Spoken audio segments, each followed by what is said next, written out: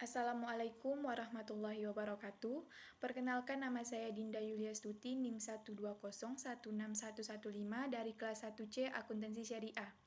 Di sini saya akan menjelaskan makalah yang telah saya buat yang berjudul Peran Tasawuf dalam Pembinaan Akhlak di Dunia Pendidikan. Sebelumnya saya berterima kasih kepada dosen pengampu saya, Bapak Zulfikar Ghazali, yang telah mengizinkan saya untuk memaparkan materi ini. Baiklah, untuk mempersingkat waktu, saya akan langsung menjelaskan materi yang telah saya buat. Yang pertama ada memahami hakikat tasawuf dalam dunia pendidikan. Menurut terminologi pun, tasawuf diartikan secara variatif oleh para ahli sufi, antara lain yaitu, menurut tokoh sufi Junaid al-Baghdadi, tasawuf adalah membersihkan hati dari apa yang mengganggu perasaan kebanyakan makhluk, berjuang meninggikan budi pekerti, memadamkan sifat-sifat kelemahan kita sebagai manusia, menjauhi segala seruan dari hawa nafsu, menghendaki sifat-sifat suci keruhanian dan bergantung pada ilmu-ilmu hakikat, memakai barang yang terlebih penting dan terlebih kekal, menaburkan nasihat kepada sesama umat, memegang teguh janji Allah dalam segala hakikat, dan mengikuti contoh Rasulullah dalam segala syariat. Tasawuf menurut Al-Ghazali adalah ahlal. Menurut Hamka, tasawuf adalah penghayatan keagamaan esoteris yang mendalam tetapi tidak dengan serta-merta melakukan pengasingan diri atau uzlah. Kemudian ada pengertian akidah, akhlak, dan syariah. Yang pertama, akidah. Menurut bahasa, kata akidah berasal dari bahasa Arab yang berakar dari kata aqadah, yaqidu, aqdan, aqidatan. Aqdan berarti simpulan, ikatan perjanjian, dan kokoh, serta setelah terbentuk menjadi akidah berarti keyakinan. Yang kedua ada akhlak. Akhlak berasal dari bahasa Arab al-khuluq yang berarti watak, tabiat, keberanian, atau agama. Kemudian yang ketiga ada syariah. Syariah adalah perintah asy-syari, pembuat hukum, yang berhubungan dengan perbuatan-perbuatan hamba dan berkaitan dengan iqtida, ketetapan, takhir, pilihan, atau wadi, kondisi. Kemudian ada konsep moral, etika, dan akhlak. Yang pertama ada moral. Puis Poprajah, seperti dikutip Mansur Muskik, menyebutkan bahwa moral berasal dari bahasa Latin mores yang berarti adat kebiasaan. Kemudian ada etika. Kata etika berasal dari bahasa Yunani ethos yang artinya adat kebiasaan. Lalu kemudian ada akhlak. Kata akhlak berasal dari bahasa Arab yakni jamak dari khulukun yang berarti budi pekerti, perangai, tingkah laku, atau tabiat, tata krama, sopan santun, adab, dan tindakan. Lalu konsep Islam tentang manusia. Konsep Islam menyatakan bahwa insan adalah makhluk terbaik atau insan kamil yang diciptakan Allah di permukaan alam. Adapun kata kamil diartikan sebagai suatu keadaan yang harus sempurna dan menunjukkan pada seumpamanya zat dan sifat. Semua itu terjadi melalui potensi seperti ilmu dan sikap baik lainnya. Insan kamil sebagai identitas muslim di sini dapat merambah semua hakikat, yakni memahami Tuhan dalam segala sesuatu. Insan kamil sebagai identitas muslim dapat dijelaskan melalui ciri-ciri sebagai berikut. Yang pertama, berfungsi akalnya secara optimal. Yang kedua, berfungsi intuisinya. Lalu ada potensi ruhania manusia. Potensi ruhania manusia, sebagaimana diketahui dasar manusia itu terdiri dari dualisme yang saling melengkapi, yaitu manusia terdiri dari badan kasar, jasmani, dan badan halus, rohani. Jika jasmani digerakkan oleh pikiran, perasaan, dan kemauan yang melahirkan kekuatan lahir, sedangkan rohani digerakkan oleh cipta, rasa, dan karsa yang melahirkan kekuatan batin. Memahami dan mengembangkan potensi rohanianya dalam diri manusia itu sendiri mencakup nafs, qalb, aql, dan ruh. Berikut penjelasannya. Yang pertama ada al-nafs atau nafsu. Dalam Kamus Besar Indonesia, kata nafsu diserap menjadi nafsu yang berarti dorongan atau gejolak yang kuat dari dalam diri kita untuk berbuat tidak baik. Yang kedua ada al-qalb atau hati. Al-qalb berasal dari kata qolabu yang bermakna berubah, berpindah, atau berbalik. Yang ketiga ada al-aql atau akal. Dalam Kamus Bahasa Arab, akal Berasal dari kata akalah, yakilu, akalan secara etimologi, al-akal diartikan al-imsak yaitu menahan, al-ribat yaitu ikatan, al-nahi yaitu melarang dan man'u mencegah.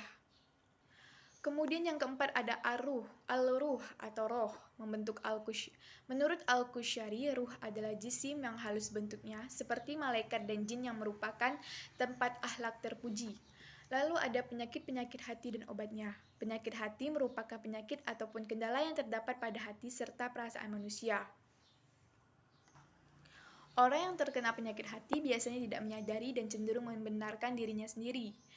Berikut ini merupakan gejala penyakit hati. Yang pertama adalah sulit kendali nafsu, menolak jalan kebenaran, tidak mau belajar, dan mendustai Allah. Penyakit hati pada dasarnya memiliki banyak macamnya, yaitu marah, rasa bangga diri atau ujub, iri hati dan dengki, sombong, kikir, takabur, dan masih banyak lagi. Lalu ada kebebasan hati dan nurani. Kebebasan hati nurani merupakan seruan kepada manusia untuk menyadari keberadaannya di dalam kosmos. Berada dalam kebenaran dan pembentukan akhlak adalah sama dengan pendidikan akhlak yang bertujuan agar manusia berada dalam kebenaran dan senantiasa berada di jalan yang lurus, jalan yang telah digariskan oleh Allah Subhanahu wa taala. Hubungan antara kebebasan hati nurani dengan akhlak sangatlah jelas terikat. Kebebasan muncul karena adanya keinginan dari hati nurani untuk melakukan sesuatu perbuatan yang sesuai dengan hati nurani dan cenderung pada kebaikan disebut sebagai perbuatan akhlaki. Lalu dasar-dasar akhlak dan tasawuf dalam Al-Quran dan As-Sunnah. Merumuskan tasawuf dalam kemasan yang kuat atau landasan-landasan nakli tasawuf Al-Quran dan hadis. Yang pertama ada landasan Al-Quran. Al-Quran dan As-Sunnah adalah nas. Setiap muslim, kapan dan dimanapun dibebani tanggung jawab untuk memahami dan melaksanakan kandungannya dalam bentuk amalan yang nyata. Pemahaman terhadap nas tanpa pengalaman akan menimbulkan kesenjangan. Yang kedua adalah landasan hadis. Dalam kehidupan Nabi Shallallahu Alaihi Wasallam terdapat petunjuk yang menggambarkan bahwa dirinya adalah sebagai seorang sufi. Nabi Muhammad Shallallahu Alaihi Wasallam telah melakukan pengasingan diri ke Gua Hira menjelang datangnya wahyu. Lalu ada sejarah pertumbuhan dan perkembangan tasawuf. Kehidupan tasawuf sebenarnya tumbuh dan berkembang bersamaan dengan tumbuh dan berkembangnya agama Islam mulai sejak zaman Nabi Muhammad Shallallahu Alaihi Wasallam. Perkembangan tasawuf kemudian dilanjutkan oleh tabi'in, diantaranya adalah Syekh Al-Imam Al-Hasan Al-Basri, seorang ulama tabi'in murid dari Syekh Qudaifa Al-Yamani. Beliau inilah yang pertama kali mendirikan pengajian tasawuf di kota Basrah. Pada abad-abad berikutnya, tasawuf semakin berkembang sejalan dengan perkembangan agama Islam di berbagai belahan bumi. Lalu ada aliran-aliran dalam tasawuf dan sejarah perkembangan tarekat. Kemudian ada aliran-aliran dalam tasawuf dan sejarah perkembangan tarekat. Yang pertama, aliran-aliran tasawuf yaitu ada tasawuf akhlaki. Kata tasawuf berasal dari bahasa Arab tasawufa yang artinya bisa membersihkan atau saling membersihkan. Kemudian kata akhlaki merupakan bentuk jamak dari khulukun yang bermakna perangai, budi, tabiat, adab, dan tingkah laku. Secara istilah, tasawuf akhlaki adalah ajaran tasawuf yang membahas tentang kesempurnaan dan kesucian jiwa yang diformulasikan pada pengaturan sikap, mental, dan pendisiplinan tingkah laku yang ketat guna mencapai kebahagiaannya optimal. Lalu yang kedua ada tasawuf amali, yaitu tasawuf yang membahas tentang bagaimana cara mendekatkan diri kepada Allah Subhanahu wa taala. Yang ketiga ada tasawuf falsafi. Tasawuf falsafi yaitu tasawuf yang ajaran-ajarannya memadukan antara visi intuitif dan rasional. Menurut At-Taftazani, ciri umum tasawuf falsafi adalah ajaran yang samar-samar, karena sering menggunakan ungkapan yang samar-samar yang mengakibatkan kesalahpahaman pihak luar. Pada awalnya, tarekat itu merupakan bentuk praktik ibadah yang diajarkan secara khusus kepada orang tertentu. Misalnya, Rasulullah mengajarkan wirid atau zikir yang perlu diamalkan oleh Ali bin Abi Thalib. Lalu ada sejarah perkembangan tarekat di dunia dan di Nusantara. Yang pertama ada sejarah perkembangan tarekat di dunia. Seperti telah disebutkan di muka, tasawuf mula-mula merupakan kegiatan individual. Timbulnya tasawuf ditandai munculnya para zahid yang mengasingkan diri atau mengembara dari satu ke tempat dari satu tempat ke tempat yang lainnya.